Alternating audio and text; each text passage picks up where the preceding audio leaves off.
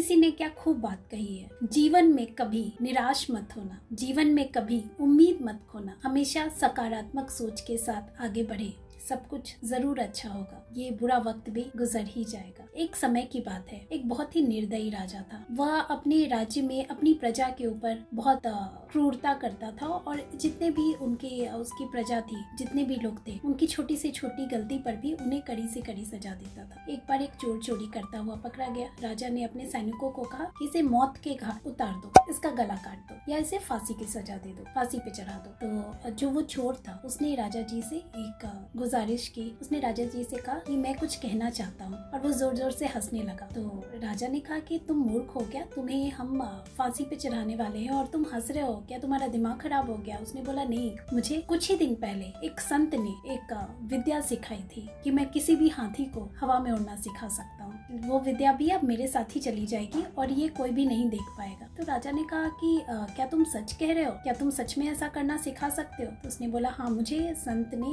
वो बहुत ही पहुंचे हुए संत थे और उन्होंने मुझे ये विद्या दी है। तो राजा ने कहा अगर तुम मेरा प्रिय हाथी, अगर तुम उसे उड़ना सिखा दो तो मैं तुम्हारी फांसी की सजा जो है वो माफ कर दूंगा। उसने बोला हाँ, लेकिन मुझे इसके लिए 1 साल का वक्त चाहिए होगा। 1 साल में मैं उसे आपका जो प्यारा सबसे प्रिय हाथी है, मैं उसे उड़ना सिखा दूंगा। तो राजा ने कहा ठीक है। तो उसने कहा कि लेकिन इस बीच में, क्योंकि मेरा जो सारा ध्यान होगा, मेरा फोकस होगा, वो सिर्फ आपके हाथी और उसको वो विद्या सिखाने में जाएगा। तो इस बीच मेरे परिवार का जो भी मेरे परिवार का जो भी खर्च है, जो भरण पोषण है, वो मेरे परिवार की जो भी जरूरतें हैं वो आपको पूरी करनी होगी इस 1 साल में। राजा ने कहा कि बिल्कुल ठीक है, तुम अपने परिवार की चिंता छोड़ दो, उनकी सभी सुख सुविधाओं का ध्यान बिल्कुल हमारी तरफ से रखा जाएगा, तुम सिर्फ अपने काम पर ध्यान दो। उसने कहा ठीक है। वो घर आया, उसने अपनी पत्नी को ये बात बताई। तो उसकी पत्नी ने कहा कि क्या ये सच है, आपको सचमुच ऐसी विद्या आती है। उसने कहा नहीं मेरी प्यारी पत्नी, ऐसा मुझे कुछ भी नहीं आता, लेकिन जो मैंने राजा जी से ये बात कही उसमें मुझे 3 संभावनाएं नजर आती है। एक, या तो इस 1 साल में राजा और राजा का जो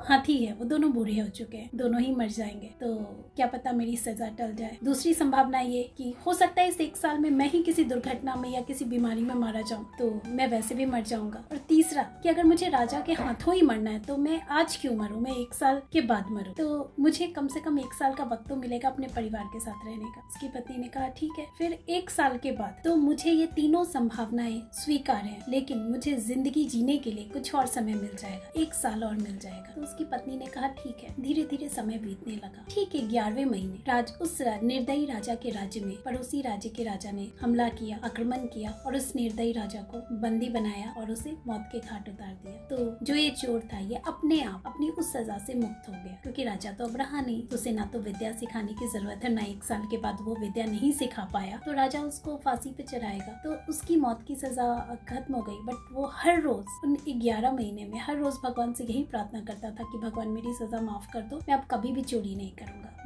जब वो आजाद हो गया अपनी सजा से, वो बहुत खुश हुआ और उसके बाद उसने चोरी ना करने का फैसला लिया और उसने कभी चोरी नहीं की और वो अपने परिवार के साथ हंसी खुशी रहने लगा। इस कहानी से हमें यह सीख मिलती है कि भविष्य अनिश्चित है, भविष्य का हमें पता नहीं, तो हमें हमेशा पॉजिटिव होना चाहिए, पॉजिटिव रहना चाहिए, क्योंकि अगर दुख आता है, दुख की सिचुएशन आती है, तो वक्त कभी किसी के लिए नहीं ठहरता, वो समय भी बीत जाता है, वो दुख की घड़ी बीत जाती है। हमें अच्छे कर्म हमेशा करते रहने चाहिए, हमें हमेशा पॉजिटिव रहना चाहिए और ये सोचना चाहिए कि हमारा अच्छा वक्त आएगा। धैर्य रखें, अच्छे कर्म करना ना छोड़े, आशावादी बने, सब कुछ सही होगा। तो आपको ये मोटिवेशनल स्टोरी, हमारी ये जो मोटिवेशनल स्टोरीज हम एवरी ट्यूसडे और फ्राइडे आपके लिए लाते हैं, आपको कैसी लगी जरूर बताएं कमेंट सेक्शन में कमेंट करके। लाइक करें, शेयर करें और जिन्होंने हमारे चैनल को सब्सक्राइब नहीं किया है जरूर सब्सक्राइब करें और बेल आइकन प्रेस करना ना भूलें। धन्यवाद।